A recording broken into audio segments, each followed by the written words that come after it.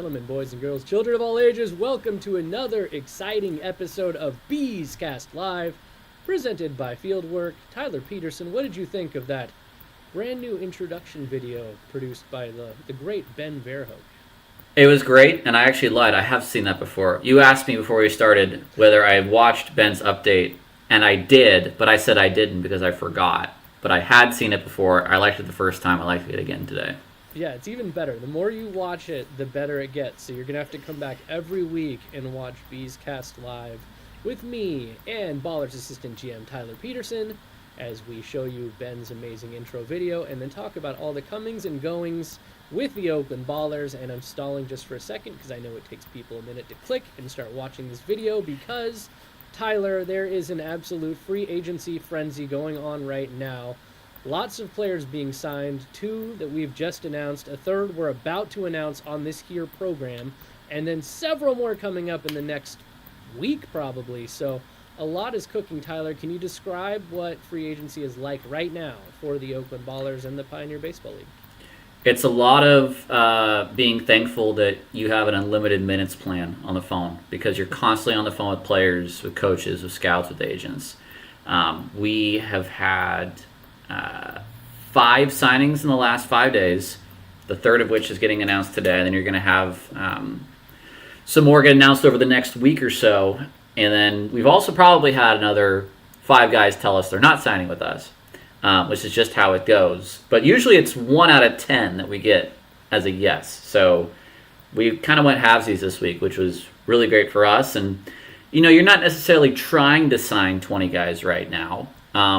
But you do want the guys that you're targeting. And so we've gotten some really good commitments. Yeah, 5 guys, also a popular cheeseburger restaurant. So we got that yes, for you as well. If not a little bit expensive, but I do enjoy the peanuts. I actually had it last night, which is funny. When you said 5 guys, I was thinking about my dinner last night. All right, let's do this. We've already announced 2 Ballers free agent signings. Let's announce the 3rd Ballers free agent signing of the week. And I think this guy, Tyler, is very exciting. Jeter Ibarra. Not Derek Jeter, but Jeter Ibarra. Also played at Michigan, where Derek Jeter went to college. A first baseman and outfielder, a tall guy standing 6'4". Tyler, tell me a little bit about Jeter Ibarra. So Jeter is a first baseman, corner outfielder. He played at both the University of Washington and then did his grad season at Michigan last year. You can see a little bit of action from him as a member of the Wolverines. He started his pro career last year in Brockton, which is one of the newer clubs in the Frontier League, the Brockton Rocks, which is, I believe, out in Connecticut. And so he reached out to us a couple weeks ago, said that he really wanted to play with us, and we had some conversations with him. And after deliberations and looking at everything, we were ready to pull the trigger, and he has a really nice swing. He played some third base for Brockton. He played a little bit outfield too, so he could well be a guy that you could see in the corners at first, third, left, right. It does give us quite a few left-handed hitters now, I believe, without being able to know which guys we've announced and which we haven't. I'll just say I think we have about 5 or 6 lefties in the building. So I don't know that he's going to be an Almanza type, but he does have a lot of athleticism, and we do expect him to be putting up a lot of extra base hits. Yeah, he's big. I don't necessarily know if he has the power Almanza has, and maybe that's something that can develop, but also a San Jose native, so a guy coming home, yes. Tyler, and how important is it when you're talking to some of these people that they want to come back to the Bay Area, they've seen what the Oakland Ballers have done, they want to play for this team in this market. Yeah, well, I buried Lita there. Is from San Jose, like a couple of other of our players from the South Bay, and of course, makes sense for him to want to play in front of his friends and family at a good program like ours. When I said he wasn't a Almanza type, what I mean by that is he's not your prototypical first baseman that you can plug there and just sort of wait for the 3-run home run to come around. He's, I think, more athletic. I don't think we would have put Christian in a position to play left or right. It's just not his game, which is not saying anything against Christian. But Ibarra should give us some good versatility, whether we want to see him in the outfield or the infield. And the bat certainly has performed well in some of the best conferences in the world. Shout out Pac-12 and the Big Ten. Yeah, and he was a Pac-12 Player of the Week before. I believe he played both at Washington and Ohlone, so he moved around a bit before ending up Ohlone at College, Michigan, right? Yep, Ohlone College as well. So you see a number of players, especially those that play in independent leagues, take a lot of the JC route. Of course, Zach St. Pierre came straight out of a JC into a pros, which does not happen very often. But many guys like Brady Glite, Connor Sullivan, I mean, you look up and down, guys who want to play baseball and want to develop, the JC route is just as good as getting a full-year scholarship, a full ride scholarship to any one particular college, especially now when schools are doing so much searching for the best talent available. So you see a guy that has always wanted to get better, has always taken the next step up, and we certainly hope he does with us as well.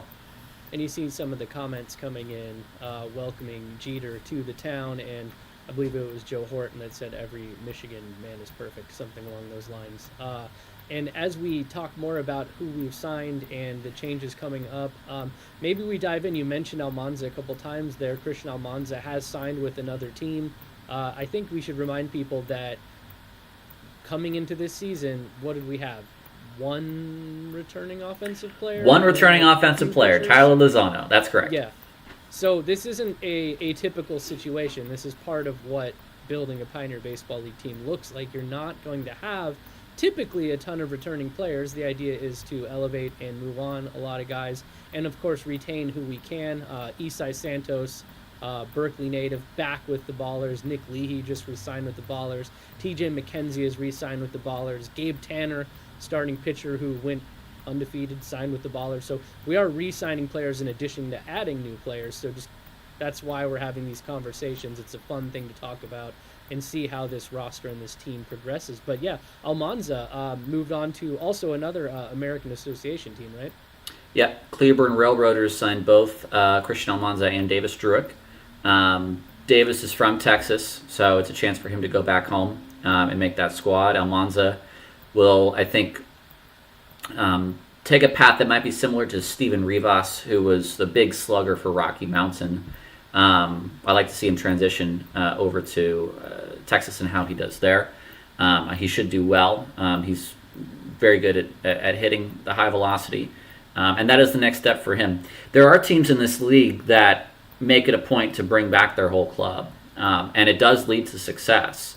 I'll point to the Missoula Paddleheads specifically, who go to the playoffs every year. They retain almost all of their team. We just differ philosophically of how we want to go about that.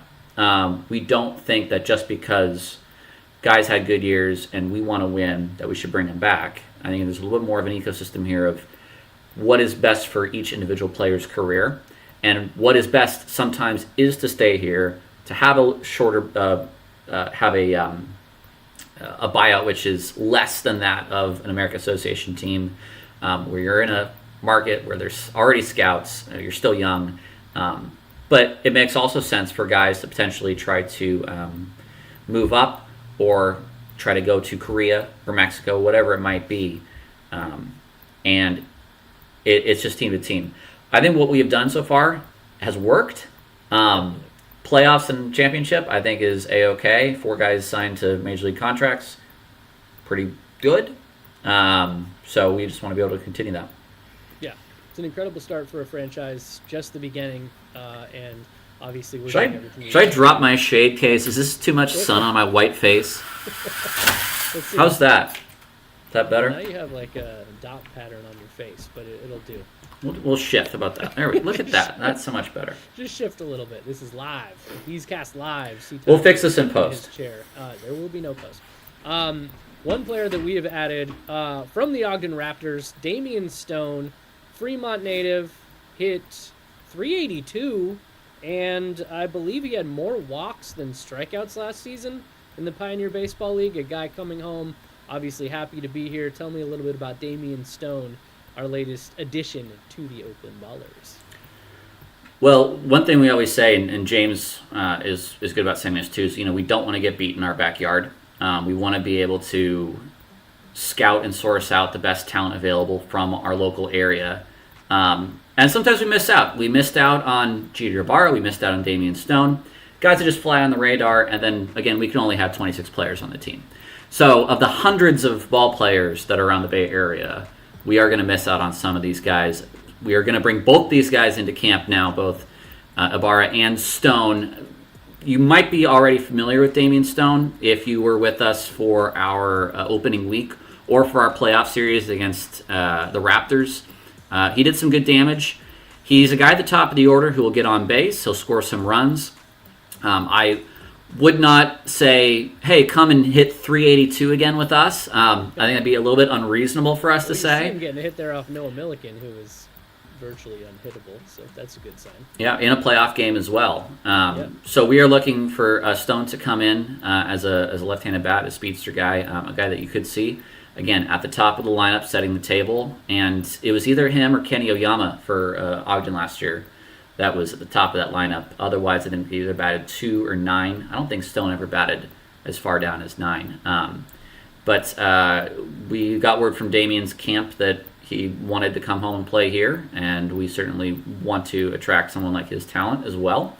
So we were able, after a couple of weeks of making sure we were doing our due diligence on what we wanted to do to target, we were ready to make an offer to Damian, and I think he got it back to us in the same day, which is something we love to see. That's great. And I'm looking at my notes here on Damian Stone. Fremont native, like we said, but when I went back into his Instagram feed, one of the first pictures I saw was him and Nick Leahy celebrating together as UC Davis Aggies. So Leahy obviously very excited to get a teammate back, and these guys will be reunited now, right? Yes. I don't know if they were roommates, but they certainly knew each other pretty well from their time at UC Davis. And I think more than anything, I'm just fortunate that Yuba didn't get to them first. So because we know what that ballpark was like. And you look at the numbers for Damian and Nick, and if you look at the Davis numbers, there's not a ton of power numbers. And of course, Nick, I think, had 13 or 14 home runs with us, which was just off the charts from what he did at Davis. But Davis was such a cavernous outfield that it's not surprising that those numbers didn't jump off the page. And Stone's as well. His Davis numbers don't exactly jump off the page, but then he comes in with 25 doubles, another I think 5 or 6 home runs as well for that park in Ogden, and two guys we're happy to have going into 26. Question from Dr. DeViz, popular on Reddit. Kenny, potentially on the Bees, love that guy's hustle. I believe he's talking about Ice Cold Kenny, who, let's just say athletically is built like a defensive end, is the reigning world champion at knocker ball knockout, and has a pretty good arm. He threw a first pitch in the championships. So, I don't know, Tyler, what's your scouting report on Ice Cold? I would certainly have him in my corner in a dark alley at night. And in a knocker ball. And in a knocker ball, yes. Undefeated. Yes. Unbelievably. At one point, he started just doing spin moves before knocking people into another planet in the knocker balls. So, Ice Cold Kenny, very powerful. Maybe more powerful in these stands, though, because he was having a lot of pitchers rattled, especially in the championships with his ball 4, ball 5 championship. Listen, I'd like to see him throw some hot dogs next year. Just saying. Yeah. I tried one time. If you're familiar with Ballers games, you know I ride out in a bike. Usually I'll bring someone out with me, and we'll deliver hot dogs to the bullpen, and the relievers will throw them. I tried to ride Kenny out on the bike one time, and I couldn't. I had to stop and kick him off the bike. He's too built, man. I just couldn't get him. I couldn't get him going on that bike. But yeah, he might have to come out the right field gate if he's gonna do something like that. Let's drop in the comments here. Rip Coach Beam, we'll never forget you. Absolutely. Rip Coach Beam, man. Coach Beam, absolute legend, father figure, mentor, incredible person, and a huge supporter, investor, advisor of the Ballers. We learned what had happened to him prior to the Bees Biz episode, we were honestly really shook and almost didn't do the whole episode the day that it happened. So, yeah, Rip Coach Beam, an Oakland legend, you will be missed. Dr. Viz clarifying, of course, Ice Cold Kenny. Let's go ahead and dive more into some of the free agent signings. I want to talk about Jaden Kalora, who, a catcher, a lefty, played in the MLB Draft League, finished the season with a 21-game hit streak. He joins the Oakland Ballers now. We now have 2 lefty catchers, and let's dive into that first, and then we'll talk about one of the catchers that was on our team last year that just recently signed elsewhere. So let's start with Jaden. So we knew about Parker Stroh already. He might, Yep. you might want to say, is maybe the more defensive catcher. I love in hockey they have defensive defensemen and offensive defensemen. So Parker Stroh is a defensive catcher. Jaden Kalora might be more of an offensive catcher, or at least I should say bat first. In the draft league, he showed him some pretty good athleticism behind the plate. Parker's arm is probably the stronger of the two, but Kalora might be quicker behind the plate. And again, I don't know either of these guys. I've never met them. We just watch film. We try to pick apart what we can. It's, kind of hard sometimes. You bring in a bunch of guys from around the United States. You don't really know what you got until you have them in front of you. So you trust your recommendations. You trust the guys you know, not just the agents and the players, but the coaches. Sometimes we talk to family members. Whatever it might be, there's usually someone we know that knows someone else. And so we got a good report on Jaden Kalora as well, with not just his bat, but his defensive abilities, and had a pretty good hitting streak in the draft league last year, if I'm not mistaken. And he'll be joining us. So that gives us 2 lefty catchers, which sets up potentially for Tyler Lozano to come back. That ball is still in his corner. I think we're headed toward a reunion, but I'm not completely sure. And that's not necessarily to pressure us or him. It's just kind of, I think when he makes that decision, he makes it. Yeah, again, we've talked about this a lot on this show, and the fact that there's that righty catcher spot there, the fact that Tilo is a guy that I honestly can't imagine not being an Oakland Baller after everything he's done for this team, this franchise, both behind the scenes and on the field. I personally hope he stays, and obviously until you put pen to paper, you can't really say anything other than that. So shout out Tilo, great guy, great human, and somebody I just missed at the Loyal to My Soil golf tournament. He was on a different hole with his organization than we were with the Ballers, and frankly, I was trying to find a way to get around him, but groups kept coming through and hitting, and I didn't want to get smashed by a golf ball, so I stayed in my little spot on hole 7, and sadly missed Tilo, but we texted each other, and we just missed each other, which was a bummer. Dr. DeViz, as this mean Lozano is moving on, as we're talking about, we're hoping it doesn't mean he's moving on, we're hoping it means he is staying, but I did allude to another catcher who is moving on from the Oakland Ballers, and that would be the great Dylan Tatum, who had a monster year with us, a great guy, loved having him around the organization. He just signed with, was it Sioux City? Tyler? Yes, Sioux City, so he becomes the second baller to sign with the Sioux City Explorers. And for Tatum, he could not return to our team unless he would have been designated as a franchise player, which, again, we could have done, but for him, it would not make a ton of sense for him to come back after having already spent 4 years in the minor leagues, to come back here for a second year. That's not the kind of mobility he needs. So he needs to go to a place now where he might not be able to hit 350 like he did here, and face guys who have major league service time. So he'll be challenged in the American Association, as will Cam Buford, as will Davis Druick, as will Christian Almanza, as will James Collier, as will Noah Milliken. Have I forgotten anybody? There's been a lot. There's been a lot. You said Cam Buford, right? Yes, I think it was James Harris that commented on Instagram. They're trying to take all the ballers out the Bay. They are. All the ballers out the Bay. They're all going to the American Association. We may need a different verse on that now. Yeah. Yeah, we might have to update. I'll have to call Jay Walt and see what he can do for us. But yeah, there's been a lot of movement on that front. And Dylan Tatum, I mean, I remember what was an 11 RBI game that he had, the insanely torrid hit streak he went on.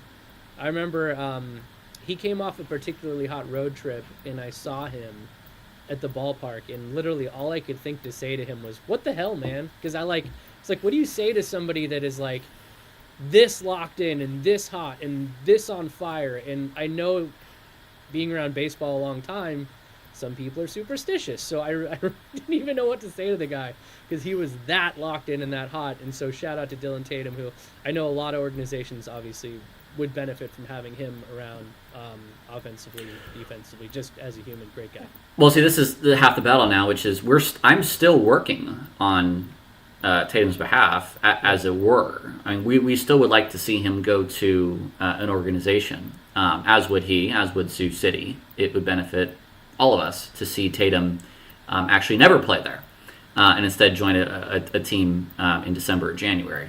So we still kind of are involved in their careers to that end. Once the season starts, we'll focus on the guys who are actually in-house. But there's still work to be done for the guys that won us a championship. Yeah, and looking at this comment here, Noah Milkman, one of the people that did sign with an American Association team, James Collier, went to the same team as him. Any word on Cobb or Bugs? Two top of the lineup guys. I have no update on Cobb or Bugs. And then we will talk more about a lot of different things that we're getting in the comments. With JT Snow joining Modesto as their coach. Did I say joining? With JT Snow joining Modesto as their coach, will the Bees hire a new bench coach? JT was not a coach with the Ballers last year, actually. He did come around, though, and work with our players, and that was really cool because he wasn't actually part of the Ballers organization last year. He started the season in spring training with the San Francisco Giants. I don't think the timing really lined up for him with the Ballers this year, but he was bench coach for the Ballers in year one and is a guy that I saw frequently last year at Ramondi Park. JT Snow, obviously a 6-time Gold Glover, a Giants legend, somebody that many, many, many Giants fans beloved. It'll be great to see him manage a team. I know that's something he's really wanted to get into, is coaching. So it's cool to see him actually managing a new Pioneer Baseball League team just down the way, right? Yeah, and I think we certainly would have encouraged that hire because that's going to lead to some pretty good relations. I actually just got off the phone with JT 2 hours ago. So we're going to have some pretty good battles with that Modesto team, and we'll also probably have some pretty good negotiations, if we will. Of course, another friendly face is always nice. JT's great, and I think, very publicly talking about some of his medical challenges that he had. Part of the reason he couldn't be around with us for all of 2024. But he did a lot. He added a lot for us in our first year. Getting us the kind of the word I'm looking for escapes me, but a lot of that notoriety, I think, is one way to put it. But I was glad to see him come around as a guest instructor last year, and we're going to see a lot of him at the ballpark. Yeah, I think one thing that's really fun about the Oakland Ballers is on any given day, you can show up to the ballpark, and this literally happened. I think you texted me, or could you get down to the field? And Don Wakamatsu, our EVP of Baseball Operations, a World Series winner, a coach for the A's, obviously. He first ever Asian American manager in MLB history. Let's put that in there. He's down on the field just working with our catchers and literally instructing Tilo and Tatum and taking videos and then showing them the videos and working with them. And then at the exact same time, if you look down to first base, there's JT Snow working with Cam Buford and Christian Almanza and all the guys at first and giving them pointers and tips. And it's really an environment that I don't think is like many others in the Pioneer Baseball League, where you get these types of people that are coming around and working with your players actively. I think that's part of our pitch to players as well, is you're going to have access to some pretty cool resources in a big league market where alums want to get involved, and we certainly would have JT back at the park if he wasn't now the enemy or the opponent. Well, he'll be back in the park, just not as in Yes. friendly of a capacity. Yeah, you can boo him if you like during Yeah. the game. He's a nice guy, but if you want to boo him, he's with the Modesto team now. So Yeah, we might have to hit the flyover on him and rattle him like we did with Troy Percival and the Idaho Falls Chuckers in the championship round, where not one, but 2 flyovers to surprise the Chuckers and get the Ballers just a little bit of a boost right out of the gate as they head to Oakland and have to win 3 games in a row to win the championship and pull it off. Let's see. An interesting question here, Tyler. We can go 2 different directions. I think let's go with this one because this is more your expertise and a person that's probably actually watching right now. yeah, Nevada won't return my calls. He's too big for me now. So no, Nevada's not coming back because he's a married man and is doing husband duties and is staying where he belongs, which is Florida. He is a Florida man. There will be a search for America's next top Nevada in a teamwork online post, which I will probably be putting out in December once we finally get pen to paper on exactly what our broadcast structure will be next year and what we need to hire for that. But we will have another new voice in the broadcast booth next year. That is America's Next Top Nevada is a reality show I would definitely watch. Yep. Nevada Colon, an absolute pleasure to work with. Very, very insightful, great broadcaster, really good guy. But yes, I don't think a lot of people maybe realize he actually lives in Florida, so it's really hard for him to work an entire season for a team that is located completely across the country, especially as he was engaged to get married. He is now married. He was spinning a lot of plates last year, so shout out to Nevada. Let me say this too. I mean, it's easy for me to enjoy this team and to work here because this is my home, and I love it. And growing up an A's and Raiders fan and Warriors fan, obviously, it's very easy for me to try to want to make this work. Nevada has no connection to here whatsoever, and the way he was able to endear himself to everyone, and he is as much a part of this company the first 2 years as anybody else was, playing a pretty big role last year as well. I'm trying to get these dots off my face.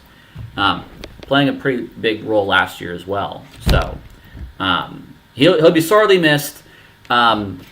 He makes me look incredibly smart as far as me being able to hire someone who was able to come in and just plug and play. And he had one of the worst applications I've ever seen of anyone who turned something in. He had a blank, I don't know what the equivalent is to the Twitter egg, but the Teamwork Online profile was just like a gray head. He didn't even upload a photo. So, but his conversation I had with him was amazing, and he was hired on the conversation we had. So, if you happen to be a broadcaster watching this and you want that job, it will be open sometime next month.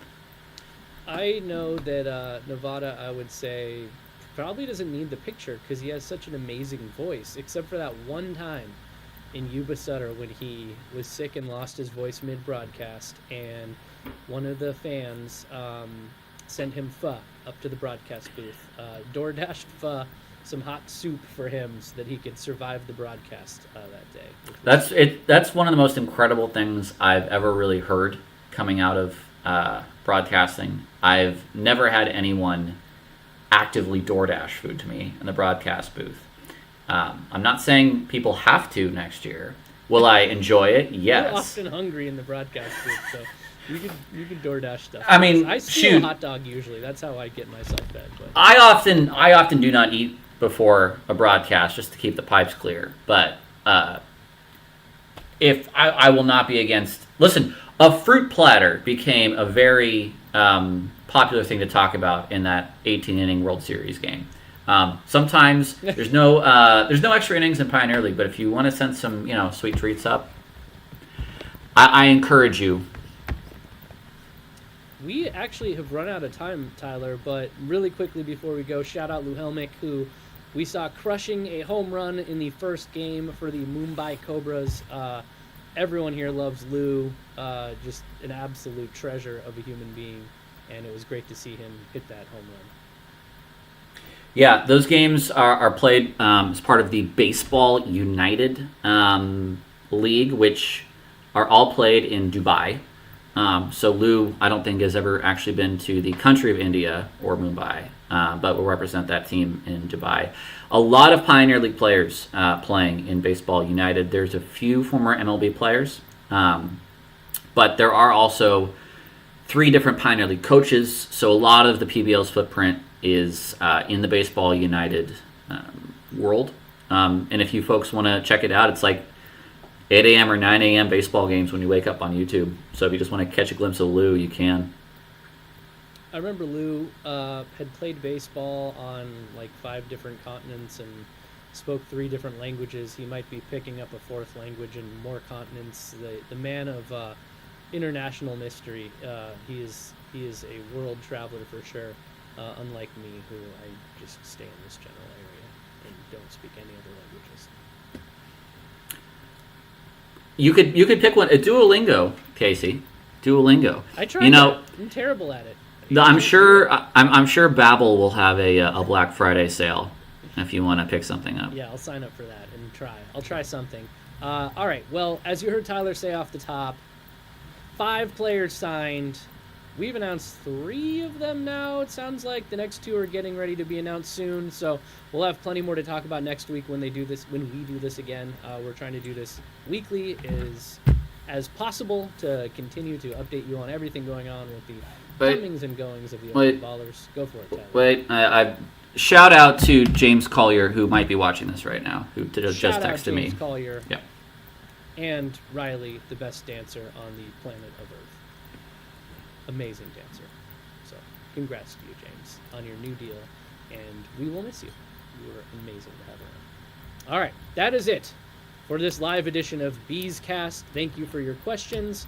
Thank you for joining us. Don't forget, like and subscribe on YouTube. We will continue to do this for you weekly, within reason, maybe with some breaks during the holidays, but we'll be around here the whole off season, and don't forget to look for us on all social media platforms as we try to fire off shorts of this episode as well. Thank you for joining us, and goodbye.